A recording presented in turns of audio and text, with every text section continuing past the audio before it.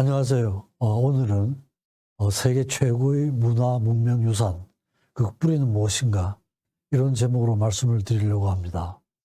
최근 들어서 여러 K, 한류 뭐 이래가지고 여러 가지 팝계나 클래식계나 여화 이런 데서 굉장한 업적을 남기고 있는데, 이게 그 뿌리가 무엇인가? 갑자기 일어난 일은 아닌 것 같아요.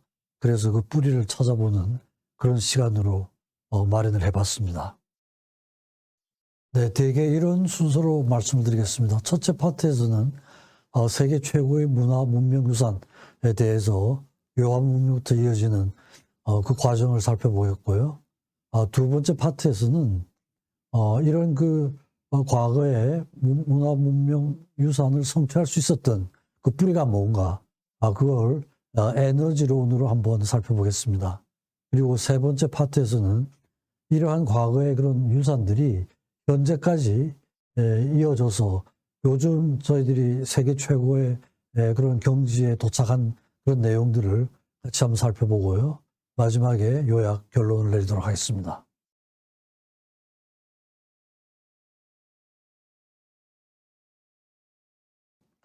첫째 파트에서는 세계 최고의 문화 문명 유산에 대한 내용입니다. 첫째는 그 요하 문명인데요. 홍산 문명이라고도 하죠. 이게 이제 일본 학자들에 의해서 처음 발굴된 그런 문화권인데요. 지금 거의 이제 정설로 굳어져 있는 겁니다. 북방 문화와 남방 문화가 이렇게 서로 합쳐질 수 있는 그런 위치에 홍산 문화가 생겨났는데, 이게 이제 동이족의 신석기 문화가 황하유역보다 약 2000년, 시기적으로는 약 2000년 정도 앞서는 겁니다. 그래서 중국의 고서를 보면 황제 내경이라는 그 책에 소문편이라는 게 있는데, 동방이 한반도를 얘기합니다. 동방은 지구가 형성될 때 최초로 문화가 발생한 곳으로 기록을 하고 있습니다. 그래서 중국이 2003년 6월부터 이 요하 문명을 중국 문명의 뿌리로 보는 그런 작업을 개시를 했고, 지금 이제 일단 그 작업이 끝난 상태입니다. 그래서 이게 상당히 모순적이죠.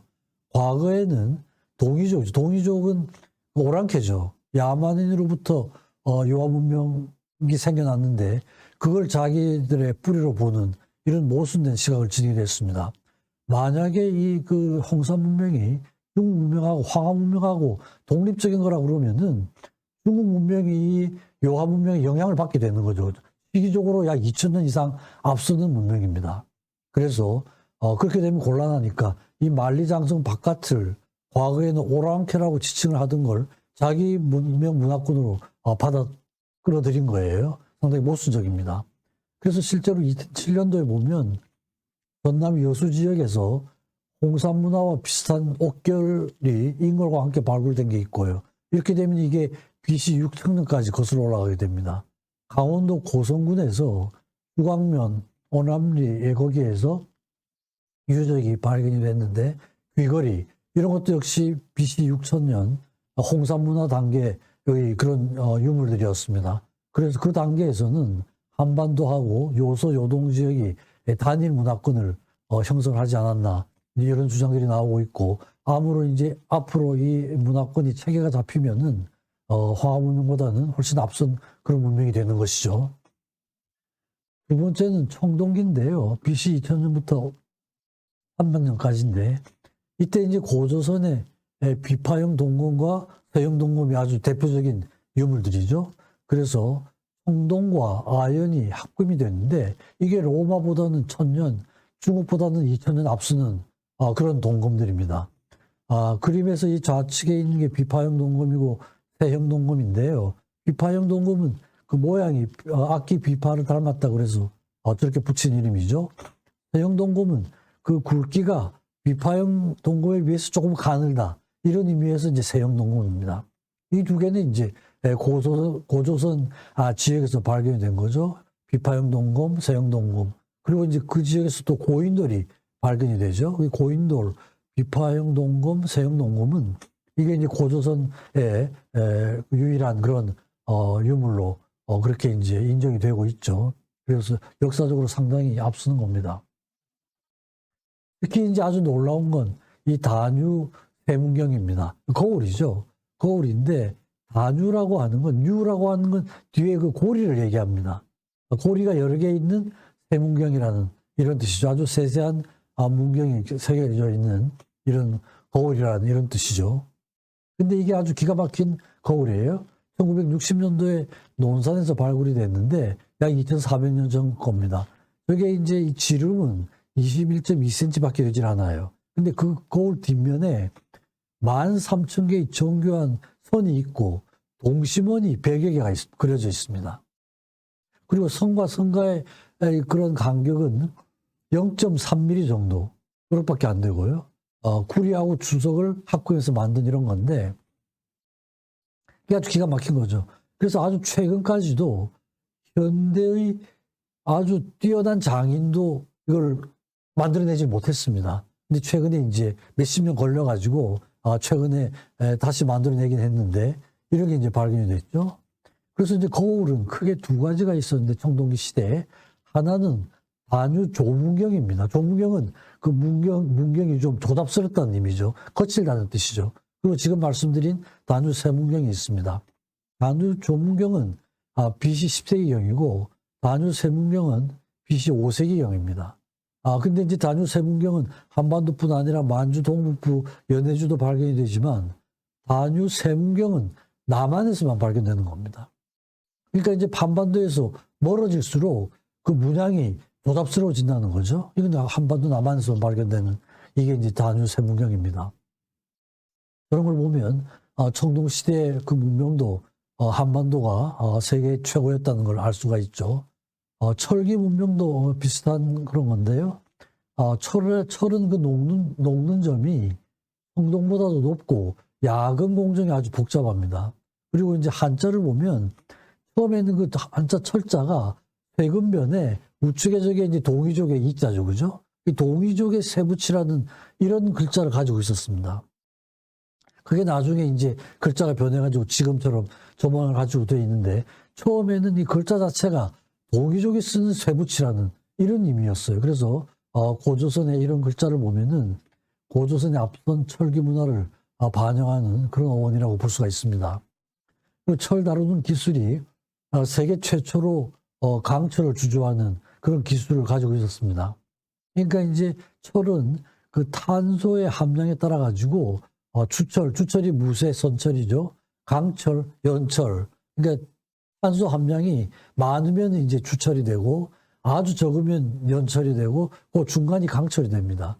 근데 이제 강철은 연철이나 선철의 생산 공정이 선행돼야 만들 수 있는 그런 게 강철이죠.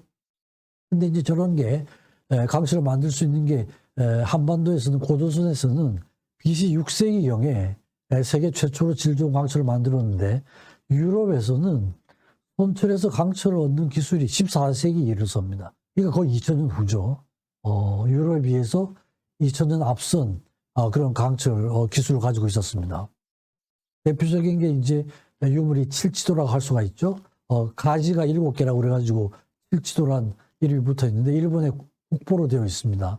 근데 이건 4세기 후반, 5세기 초반경에 백제왕이 만들어서 일본 왕에게 하사했다는 이런 기록이 남아 있습니다.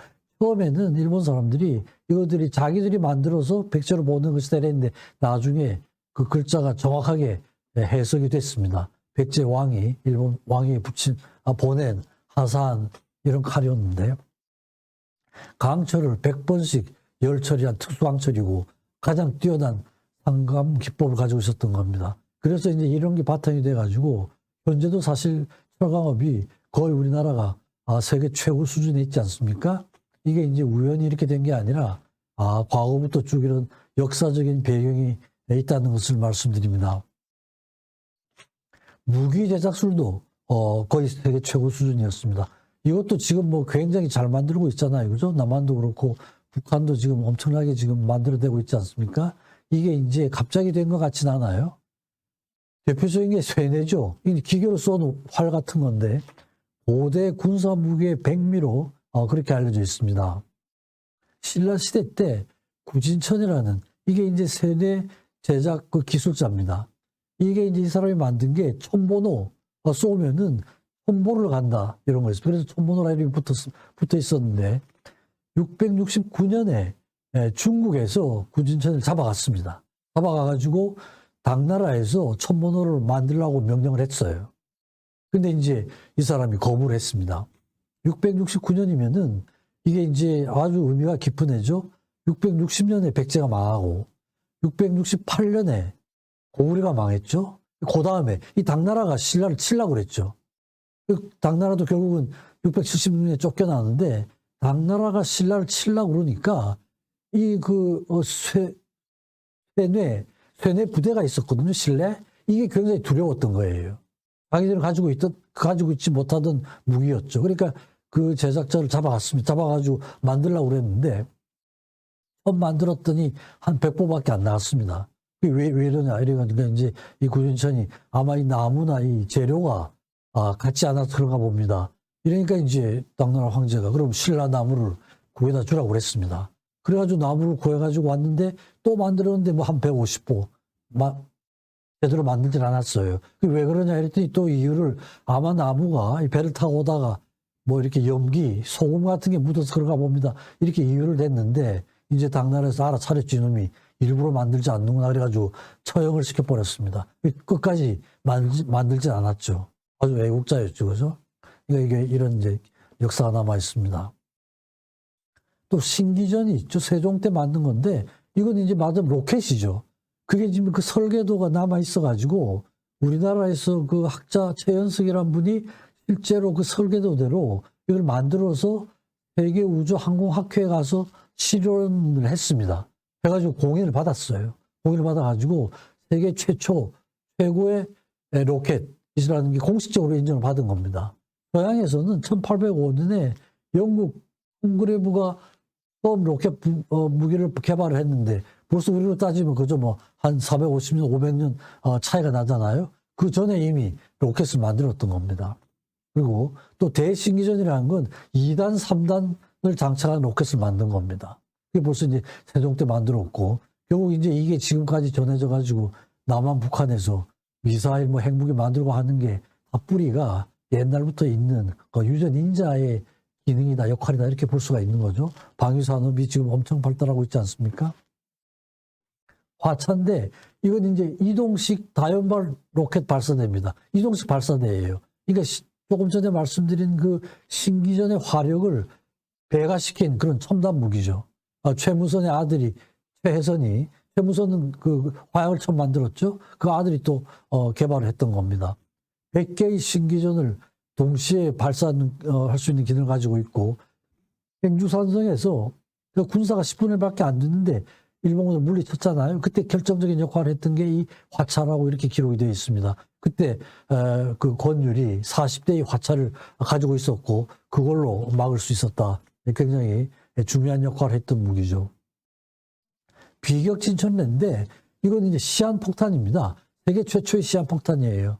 화포장 이장손이 처음 개발을 했는데 임진왜란 때 그 도화선을 감는 그 횟수에 따라 가지고 폭발하는 시간을 조절할 수 있는 겁니다. 그래가지고 원형은 약 12km 되는데 회선을 10회 정도 감으면 좀 빨리 폭발이 되고 15회 감으면은 좀 시간을 늦출 수가 있죠. 그래서 이전까지는 폭발된 후만 발견이 됐었는데 최근 아마 전라도 지역에서 폭발하기 전에 원형 형태가 발견이 됐습니다. 세계 최초의 시한 폭탄이라고 할 수가 있죠. 그래서 저렇게 무기를 만드는 기술이 발달이 돼 있었고 또 하나는 인쇄술이죠. 인쇄술도 세계 최고였습니다. 무구정광 대다란이경 이렇게 있었는데 이게 이제 불국사에서 석가탑을 수리를 하다가 우연히 발견이 된 거예요. 세계 최고의 목판 인쇄술이라는 게 국제적으로 공인이 됐습니다. 연도가 706년으로 밝혀졌고 그 전까지는 둔항에 있던 금광 반야 바라밀경이 최고의 목판 인쇄물로 돼 있었는데 그게 868년이었어요. 거의 뭐 150년 앞선 목판 인쇄물로 국제적으로 공인이 된 겁니다. 세계 최고의 목판 인쇄물이었어요. 그 다음에 금속 활자도 세계 최초. 그 전까지는 구텐베르그가 1455년에 한 게 최초의 금속 활자였는데, 저 백운, 화상, 초록, 불조, 직지심체 이런 복잡한데 신문에 날 때는 보통 직지라고 나기도 하고 직지심체라고 나기도 하죠. 이게 이제 우리나라 그 유학생 박병선 박사라고 얼마 전에 돌아가셨는데 굉장히 중요한 일을 하셨죠. 우리나라 최초의 여성 프랑스 유학자입니다. 이분이 유학을 할 때 그 선생님께서 네가 거기 가면은 직지라는 게 있으니까 잘 찾아봐라. 이런 이제 그런 지시를 받고 유학을 갔습니다. 그래가지고 국립도서관에서 그 도서관은 일을 하다가 저걸 발견해가지고 밝혀냈습니다. 근데 연도가 1377년이었어요. 거의 7, 80년 앞서는 거죠. 이것도 국제적으로 공인을 받았습니다. 받고 2000년도에 프랑스하고 같이 협조를 해서 세계 기록유산으로 신청을 하려고 그랬는데 프랑스에서 반대를 했어요. 왜냐하면 이 책이 지금 프랑스에 있으니까. 그래서 이제 포기를 하고 2001년도에 우리나라에는 없지만 단독으로 신청을 했습니다. 근데 우리나라는 없지만 우리나라 책자 활자라는 게 확인이 돼가지고 세계 기록유산에 등재가 됐습니다. 지금 이제 프랑스 도서관에 있는 그런 책지입니다. 인쇄술은 세종 때 와서 아주 급격하게 발달이 되게 되죠. 구리 활자죠. 경자자, 가빈자 이런 것들이 구리로 만든 게 점차 이제 기능이 좋아지고 병진자로 만든 건 납으로 만든 활자입니다. 그래서 노인들을 위한 활자도 만들고 또 큰 활자를 만든 노인들이 볼 수 있게 여러 가지 배려를 한 거죠. 이것도 세계 최초였어요. 그러니까 인쇄술도 세계 최고의 기술을 가지고 있던 그런 거였죠. 신문도 저런 인쇄술이 발달돼 있으니까 뭐 당연히 이제 추측할 수 있는 건데 조보라는 신문이 있었습니다.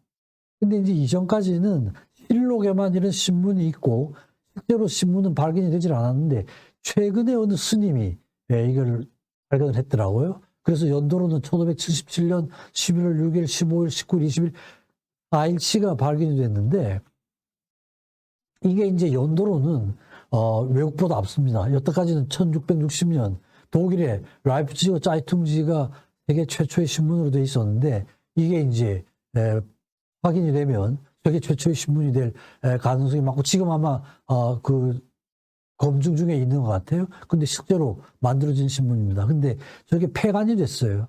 왜냐하면 저 신문에 왕실에 대한 내용들이 다 적혀 있었던가 봅니다. 그러니까 이제 선조가 아주 그 왕실의 비밀이 외국에 알려진다 그래가지고 노하기도 하고 또 내용 중에 선조가 그 경연에 참석을 하지 않았다 이런 내용도 있었던가 봐요. 그러니까 왕들이 공부를 열심히 하지 않는가를 다 신문에 기록을 했던가 봐요. 그러니까 화가 나가지고 폐간을 시켜버렸는데 폐간시키기 전에는 있었던 신문이었던 것 같아요. 그래서 저것도 이제 밝혀지면 세계 최초의 신문이 조보가 되는 것입니다. 그 다음에 최근에 이제 여러 가지 문형 유산들이 많았잖아요. 종묘제리, 판소리, 강릉다노, 뭐 강강수월래, 우리 전통 문화들이 그죠? 아리랑, 뭐 이런 것도 다 농악, 제주 해녀 이런 것들이 다 지금 인류 무형유산에 올라 있습니다. 아리랑은 우리나라가 이제 각 지방 아리랑이 문화유산에 올랐고, 그 다음에 2013년도에는 북한이 아리랑을 따로 신청을 해서 북한 아리랑도 따로 인류 무형유산에 등재가 됐습니다. 무형유산이죠. 그 다음에 이제 세계유산들, 석굴암, 불국사 이런 것들 다 올랐고요. 창덕궁, 화성, 경주, 역사문화, 뭐 제주, 왕릉도 올랐습니다. 역사마을, 남한산성, 백세문화권 이런 게 다 올랐죠. 그래서 이제 아마 이게 이제 그 이후에 또 조금 더 올랐을 가능성도 있죠. 저게 이제 창덕궁을 할 때는 창덕궁, 경복궁, 덕수궁 여러 개가 신청이 됐는데 그때는 좀 작전을 좀 잘못 썼던 것 같아요. 되게 이제 그 창덕궁, 경복궁, 덕수궁을 뭉뚱그려 가지고 같이 신청을 하면 되는데 별도로 하니까 별도 심사를 받아가지고 그 중에 창덕궁이, 경복궁이 되질 않고 창덕궁이 등재가 됐습니다. 그래서 그때 그 기록을 보면 경복궁이 사실은 전궁이었잖아요. 근데 경복궁은 너무 이게 인위적이고 창덕궁은 주변의 자연하고 건물의 배치가 굉장히 자연스럽다. 이게 굉장히 인정을 받았던 것 같습니다. 근데 이제 그때 같이 했으면은 같이 되는 거죠. 근데 이제 조금 그런 면이 있습니다. 그래서 이제 그때 교훈이 돼가지고 나중에 이게 사찰들을 그 신청을 할 때는 여러 사찰들을 다 한꺼번에 신청을 했습니다. 그러면은 통과가 되는 것도 있고 부족한 부분은 거기에서 심사위원이 나와서 이 사찰은 어떤 걸 좀 보완을 하면 좋겠다. 이런 이제 알려주고 갑니다. 그럼 이제 그걸 보완을 하면은 여러 개 사찰이 같이 이제 등재가 될 수 있습니다. 사찰도 이제 지금 등재가 돼 있습니다. 기록유산도 뭐 많이 돼 있죠, 그죠? 뭐 굉장히 많이 돼 있습니다. 조선 왕조실록, 국민정음, 아까 말씀드렸던 그 직지, 승정원 일기, 대장경, 동의보감, 일성록, 난중일기도 올라 있습니다. 일성록은 저건 정조의 일기가 일성록이 된 거죠. 동의보감, 아마 세계적으로 의학서적이 세계 기록유산으로 된 건 유일한 것 같아요. 동의보감이. 뭐 새마을 운동 기록 이런 것도 이제 같이. 그래서 정말 우리 선조들이 옛날부터 기록을 상당히 잘했던 것 같습니다. 일록은 공식적인 기록이죠. 공식적인 기록이고 저건 왕이 보지 못합니다. 근데 승정원 일기는 그 왕에 대한 매일매일의 일기죠. 저건 왕이 볼 수가 있어요. 그러니까 보면서 옛날 기록을 참조하면서 다 정치에 반영을 하는 이런 체제가 상당히 잘 돼 있었던 것 같아요. 그래서 이제 조선 왕록 실록인데 이 실록은 중국에도 있고 일본에도 있고 우리나라에도 있습니다. 근데 중국하고 일본은 되질 않았고 우리나라 실록만 등재가 됐어요. 중국은 한 270, 80년의 기록이 있는데 왕이 다 보는 겁니다. 왕이 봐가지고 왕이 체크를 하니까 객관적인 기록이 되지 않잖아요. 일본은 한 5, 60년밖에 안 되는데 그거는 그 옛날에 한 걸 그 당시에 기록을 하지 않고 나중에 따로 기록을 한 거예요. 그러니까 사실은 역사적인 그런 의미가 별로 없는 거죠. 그래서 우리나라 아주 철저하게 기록을 하고 객관적이죠. 왕이 보질 못해요. 왕이 보지 못하고 있습니다. 물론 이제 억지로 본 왕이 있지만 일이 나죠. 그죠? 이게 객관적으로 정확하게 기록을 할 수가 있는 거죠. 그리고 한 사람이 기록을 하지 않고 두 사람 이상이 기록을 하고 같이 해서 같은 기록이면 그대로 올라가고 내용이 다르면 전체가 모여서 또 그룹 디스커션을 합니다. 해가지고 어떤 게 더 타당한가 논의를 해서 가장 타당성 있는 걸로 올리는 이런 제도가 돼 있으니까 아주 체계적으로 돼 있었던 그런 거죠. 굉장한 그거죠. 사관이 되려고 그러면은 이것도 그냥 만만하지 않습니다. 4대조까지 흠이 없어야 되고 기혼 잘해야 되고 미혼을 있으면은 나중에 결혼할 때 어떤 집안하고 할지가 모르잖아요. 그죠? 그렇죠. 엄수해야 되고 임금 보지도 못하고 연산군이 이제 보고 나서 무오사가 일어나고 세종도 보려고 그랬다가 실패를 했죠.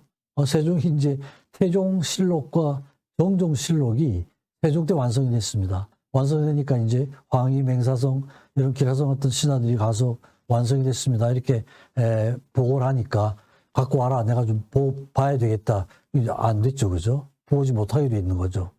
보면 고칠 수가 절대로 고치지 않을 테니까 보자. 6개월 동안 신경을 하다가 결국 세종이 포기를 합니다. 포기를 하면서 그 신하들에게 그럼 너희들은 내가 보겠다는 것도 기록할 것이냐 그러니까 그것도 기록해야 됩니다. 그래가지고 기록이 남아 있습니다. 남아 있고 이런 거니까 상당히 이제 객관적인 기록을 할 수 있었던 거죠. 근데 이제 실록도 이제 정권이 바뀌면은 고쳐 쓰게 되죠. 고쳐 쓰죠. 광해군 인조 반정이 일어나고 나서 선조실록이 선조수정실록으로 바뀌죠. 이게 집권자가 달라지면 내용이 달라지는 거예요. 남인이 잡았을 때 현종실록을 썼는데 서인이 잡고 나서 현종 개수실록을 쓰고 숙종 때 썼는데 경종실록을 썼는데 나중에 그 숙종실록 보궐정호 뭐 이제 이렇게 하고 경종수정도 실록을 하고 이랬는데 또 이름이 좀 다르잖아요. 그죠? 선조수정실록이 있고 개수실록이 있고 보궐정호 이런 게 있습니다. 그러니까 이제 개수실록은 완전히 새로 쓰는 거예요. 새로 쓰는 거예요. 그 뭐 전체적으로. 이건 엄청나게 많이 고치는 거죠. 수정실록은 이제 고쳐야 될 부분을 그 책자만 따로 만드는 거죠. 수정실록입니다. 그러니까 이제 대개는 원본보다는 좀 적어지는 경우가 많고, 근데 보궐정호는 책을 따로 쓸 필요는 없어요. 부분적으로 이렇게 고치면 되는 이런 경우는 보궐정호인데, 근데 하여튼 놀라운 건 과거의 기록을 없애지 않는다는 거예요. 고치되 과거의 기록도 그대로 남아 있습니다. 만약에 고치고 과거의 기록을 없애버렸으면은 요새 사람들이 고친 실록을 믿을 수가 있겠습니까? 안 믿을 거 아니에요. 그죠? 이 자기들이 편리할 대로 고쳤으니까. 그러니까 이제 그런 걸 걱정을 해서 옛날 것도 남겨놓고 고친 것도 남겨놓습니다. 그러면 옳고 그러면 후대에서 판단하라 이런 거죠. 그러니까 아무렇게나 막 고칠 수도 없는 거죠. 그죠? 또 후대 사람이 판단할 여유가 있으니까. 그러니까 저는 이 실록을 보면 정말 우리 조상들의 이 기록하는 정신은 좀 잘 이어받아야 될 그런 정신인 것 같아요. 지금 뭐 이렇게 못하죠. 저는 이렇게 못하고 있습니다. 대통령 끝나고 나서 모든 기록을 자기 집으로 갖고 가잖아요. 그죠? 다시 갖고 왔지만 이런 마인드에 저는 이 기본 개념이 없는 거죠. 그죠? 네. 다음은 한글입니다. 이건 제가 전번에 1시간에 걸쳐서 쭉 말씀을 드렸는데 뭐 이건 그죠? 문자 발달사의 기적이라고 그러죠. 인간이 만들 수 있는 글자로는 더 이상 가는 글자는 만들 수 없다. 이게 외국의 언어학자 중에서 한글 학자들이 하는 얘기입니다. 이 중에서 알파벳이 생겨서 그게 이제 북방 루트를 따라오고 동방 루트를 따라오는데 북방 루트를 따라오는 글자는 자음, 모음, 자음, 모음 이분법이에요. 동방 루트로 따라오는 건 모음 체계가 거의 없습니다. 근데 이걸 그 세종대왕께서는 그런 그 이분법을 삼문법으로 초성, 중성, 종성, 삼문법으로 만들고 모음 체계에 확실한 그런 그 형태를 부여를 한 거죠. 모음 체계를 확실하게 한 거죠. 그렇게 해서 풀 알파벳 시스템이죠. 완벽한 알파벳 시스템을 만들었다. 이게 이제 외국 언어 학자들의 평가입니다. 그래서 이게 있고 창제 원리도 확실하죠. 동양 철학. 그래서 하늘, 땅, 사람을 바탕으로 해서 모음을 만들고 자음은 발음하는 기관이죠. 발음하는 기관을 만들어서 자질 문자라는 형태를 처음 만든 게 세종대왕이셨죠. 그래서 이런 과정을 거쳐서 완벽한 소리 글자를 만드신 그런 글자가 훈민정음입니다. 그래서 음절을 자음과 모음으로 분석하는 방법도 세종대왕께서 최초였죠. 그래서 이건 뭐 아무리 우리가 강조를 해도 지나치지 않을 것 같아요. 문화민족으로서의 그런 자긍심은 한글 하나만으로도 충분하지 않을까 싶습니다.